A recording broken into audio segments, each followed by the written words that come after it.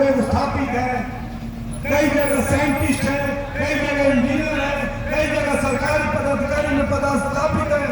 तो ये जो बढ़ा हुआ जीवन स्तर देखकर कंपनी प्रबंधन के लोग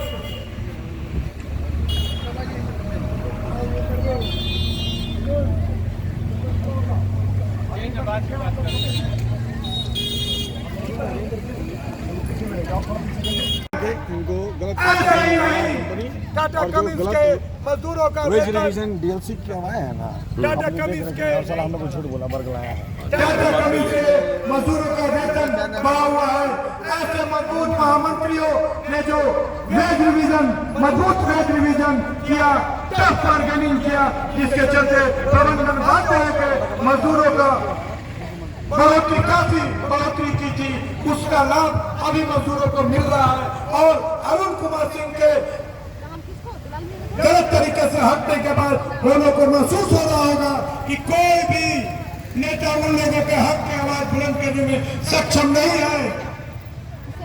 हम ये मांग करते हैं कि जो लोग आवाज उठाने में सक्षम नहीं है, वो लोग आवाज उठाने वाले लोगों का साथ दें। अगर आवाज नहीं उठा सकते हैं तो कम से कम हम लोगों का, हमारे अरुण भाई का साथ दे, ताकि हम मजदूरों की लड़ाई को एक मुकाम तक पहुंचाए, ताकि फर्जी तरीके से जो वेज का स्ट्रक्चर चेंज किया जा रहा है उसको रोक का काम किया जाए। 4 साल वेतन समझौता करके किस्त में। फ्रेंड्स, कंपनी 4 पिलर पे डिपेंड होती है। कोई भी कंपनी पूरी दुनिया में कहीं भी एस्टेब्लिश की जाती है तो 4 पिलर होते हैं उसके। जैसे मकान के 4 पिलर, उसी तरह कंपनी के भी 4 पिलर हैं। पहला पूंजी, दूसरा श्रमिक, तीसरा मैनेजमेंट और चौथा डिसीजन मेकर। ये 4 पिलर में अगर कोई भी एक पिलर गड़बड़ होगा तो कंपनी ध्वस्त हो जाती है। और बहुत सारी कंपनियां जमशेदपुर में इसका उदाहरण है, और बहुत सारी कंपनियां पूरी दुनिया में एग्जाम्पल हैं कि ध्वस्त हो गई और हजारों हजार मजदूर बेघर हो गए, बेरोजगार हो गए, और वो देश पे एक काला धब्बा लगा, उस राज्य के ऊपर एक काला धब्बा लगा। आज हम लोग जिस जगह पे हैं, एक कमिंस, टाटा कमिंस गेट है, और एक कोलैबोरेशन है यूएस गवर्नमेंट से, और एक कोलैबोरेशन की कंपनी जो कि पूरी दुनिया में नाम कमाती है। इंजन बनाने में इस कंपनी का कोई स्थान नहीं, पूरे वर्ल्ड में नंबर 1 कंपनी कही जाती है। लेकिन इसके कुछ मैनेजमेंट और कुछ ऐसे लोग जो शायद इस कंपनी की भला नहीं चाह रहे हैं, वो चाह रहे हैं कि कंपनी लुट जाए, कंपनी डूब जाए, और ये कंपनी भी सिक हो जाए और उनका मोटिव सिद्ध हो जाए। लेकिन शायद एक पिलर इसका बहुत मजबूत है, और वो मजबूत है मजदूरों का। क्योंकि मजदूर कभी नहीं चाहेगा कि वो बेरोजगार हो, वो असमय नौकरी से निकाला जाए, या फिर वो कंपनी के साथ किसी को खिलवाड़ करने दे। ये बहुत बड़ी बात है। आज हमारे बीच कुछ लोगों के साथ जरूर भेदभाव हुआ है, और कंपनी ने कुछ न कुछ खामियां की हैं। मैं उसी मजदूर नेता से पूछना चाहता हूं, यूनियन के लीडर हैं, क्या कमी हुई, क्या दिक्कत हुई कि इतने बड़े कंपनी टाटा कमिंस, जो कि यूएस कोलैबोरेशन के साथ चल रही है, पूरी दुनिया में इसका नाम है, कौन लोग इसको डेंट लगाने की कोशिश कर रहे हैं? परिचय बताने के साथ। मैं अरुण कुमार सिंह, टाटा कमिंस कर्मचारी यूनियन का पूर्व महासचिव हूँ। मेरे जो मित्रगण हैं, जो मेरे जो सहकर्मी हैं, वो इस वेतन समझौता के विरोध में 1 महीना से कैंटीन बहिष्कार किए हुए हैं। लेकिन जैसा कि आपने अपने वक्तव्य में कहा कि जो मेन पिलर है मजदूर है, वो हमारा मजदूर इतना डेडिकेटेड है कंपनी के लिए कि 1 महीना से कैंटीन बहिष्कार करने के बावजूद प्रोडक्शन पर कोई भी आंच नहीं आने दे रहा। ये बहुत बड़ी बात है, जो कि यहाँ का पहले से माहौल, हम लोग 2nd जनरेशन 3rd जनरेशन है यहाँ टाटा में काम करते हुए, तो इस तरह का माहौल है। उस तरह इस माहौल को लोकल प्रबंधन के कुछ लोग अपने गुटबाजी करा करके यूनियन में उस माहौल को ध्वस्त करना चाहते हैं, सिर्फ अपने स्वार्थ के लिए कि मेरा प्रमोशन हो जाए जल्दी से, मेरा भवाई हो जाए जल्दी से। इसी के चलते इस कंपनी का क्या नुकसान और फ़ायदा होगा ये वो लोग नहीं देख पा रहे हैं। लेकिन हमारे मजदूर आज भी चाहते हैं कि नहीं, प्रोडक्शन पर कोई हैम्पर ना हो, और जो समझौता हुआ है शांतिपूर्वक वो चाहते हैं, कोई झगड़ा झंझट बिना किए एमिकेबल समझौता हो, फिर से उसके लिए वर्क्स कमेटी बने और शांतिपूर्वक जो सही तरीका है श्रम विभाग के देख रेख में कमेटी वर्क्स कमेटी बने और पुनः उस समझौते को किया जाए, जिससे कि सारे मजदूर फिर से अपना संतुष्ट हों और लाभान्वित हों। जी, वो श्रमिक जो बोर्ड है या जो आपका डीएलसी ऑफिस है, क्या मदद की आप लोगों को इसमें और क्या रहा वहाँ से बातचीत में आप लोगों को? डीएलसी का रवैया बहुत ही संदिग्धपूर्ण है। जब उनके पास मैं गया तो पहले मैंने उनसे कॉपी मांगी, आरटीआई के थ्रू भी उनको चिट्ठी दी, तो उन्होंने कहा कि चिट्ठी गई हुई है पुणे, वहाँ से साइन होकर के आएगी तब मैं आपको उपलब्ध करा पाऊँगा। इससे साफ साफ साबित होता है कि एक कॉपी उनके पास दी गई है। अगर उनके पास उनके साथ समझौता वो त्रिपक्षीय वार्ता नहीं है, त्रिपक्षीय वार्ता समझौता नहीं हुआ है, तो वो कैसे बोल सकते हैं कि कॉपी मैं आपको उपलब्ध कराऊंगा। फिर दूसरे दिन जब पत्रकारों ने उनसे पूछा तो अपनी बात से मुकरते हुए उन्होंने कहा कि नहीं, इसकी कॉपी मैं कहाँ से दे सकता हूँ, ये समझौता तो द्विपक्षीय है। और उसका एक तस्वीर जो चीख चीख के कह रहा है कि नहीं, समझौता हुआ है त्रिपक्षीय।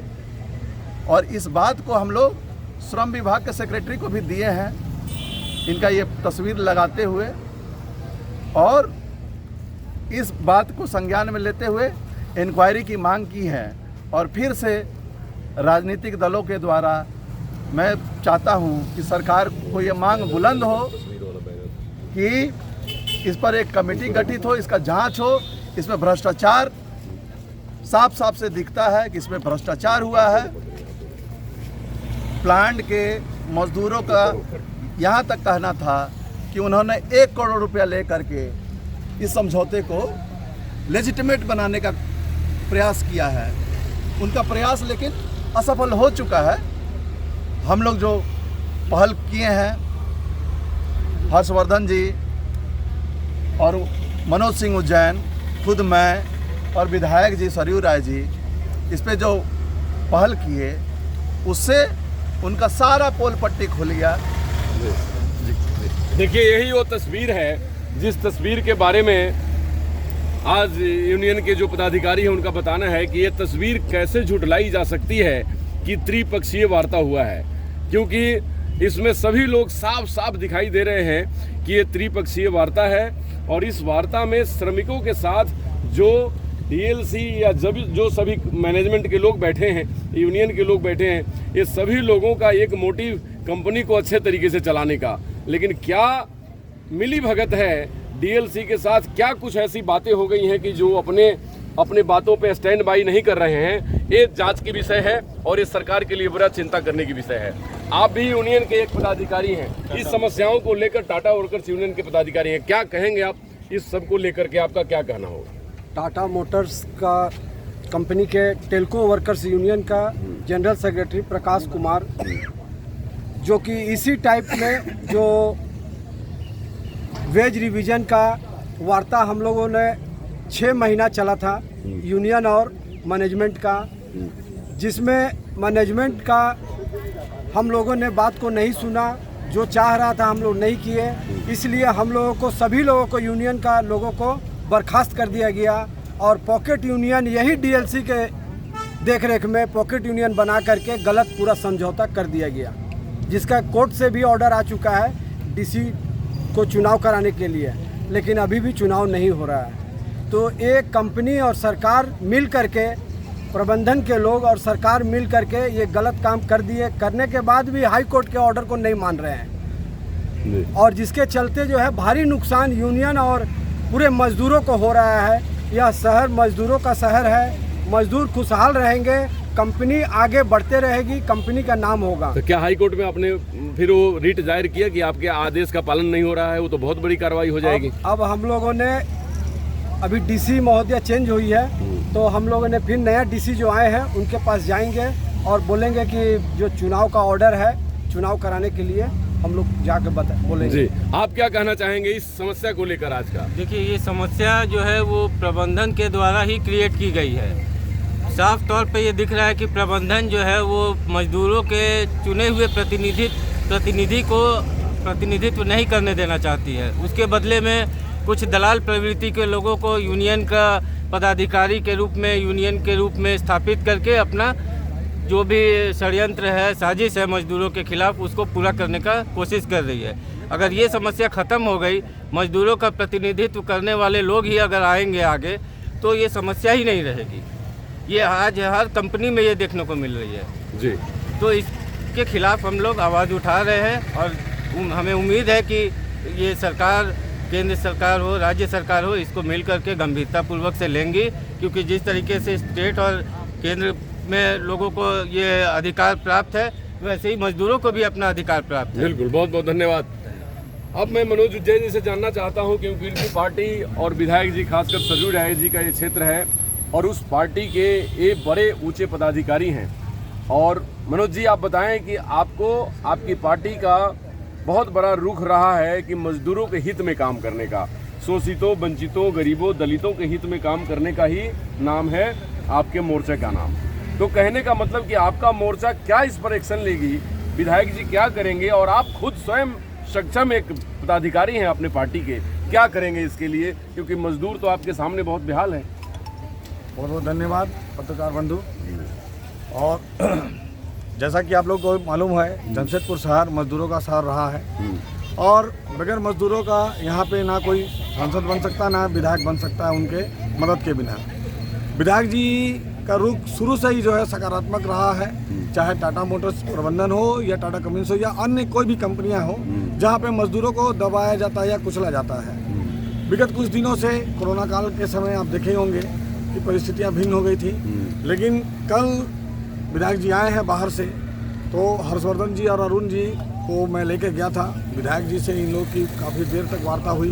अब विधायक जी ने जो है सबसे पहले डीएलसी की जो है कार्यप्रणाली पर संदिग्धता व्यक्त करते हुए उनसे सवाल जब किया तो वो कन्नी काटने लगे।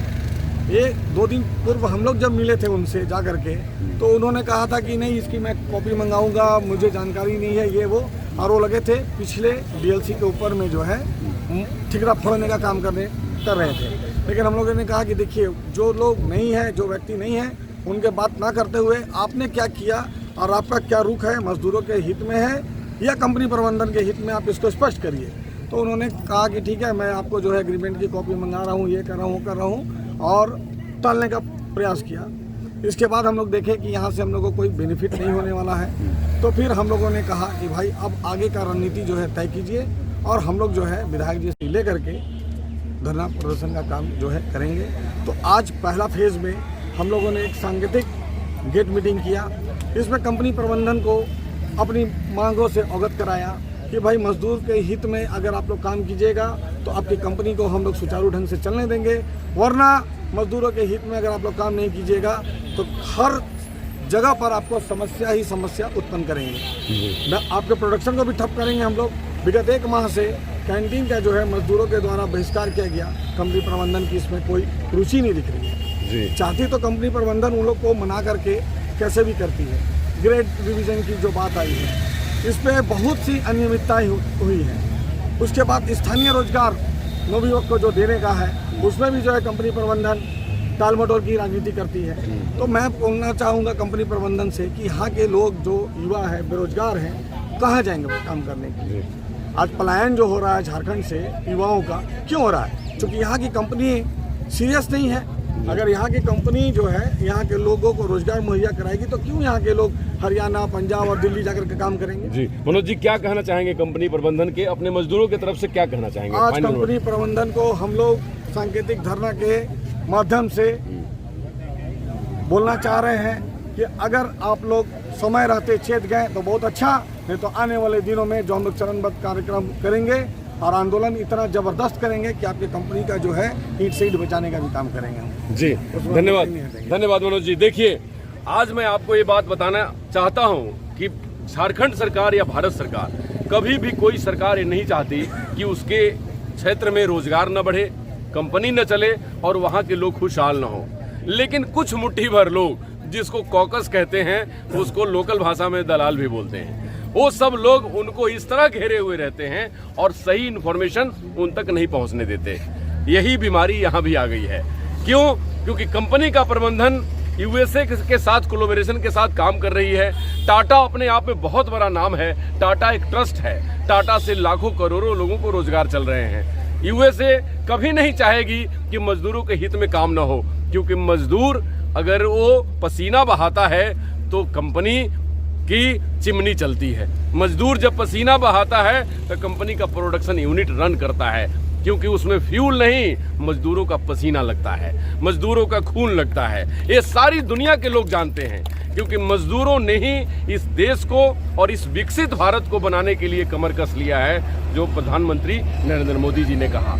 आज हम चांद पे तो पहुंच गए, चांद पे चले गए हैं, हमारा चंद्रयान 3 पहुंच गया है, लेकिन क्या प्रधानमंत्री जी ये बात सुनकर उनको अच्छा लगेगा कि उनके यहाँ पे मजदूरों के चेहरे पे मुस्कान नहीं है? जिन मजदूरों ने दिन रात एक करके हमें वो वैभव प्रदान पूरी दुनिया में किया, क्या उनको अच्छा लगेगा कि कोई मैनेजमेंट प्रबंधन ऐसा कॉकस तैयार कर दे जहां मेरे मजदूरों की आंखों में आंसू हो? तो ये संभव नहीं है, क्योंकि अब बदलती भारत है, ये विकासशील से विकसित भारत की तरफ है।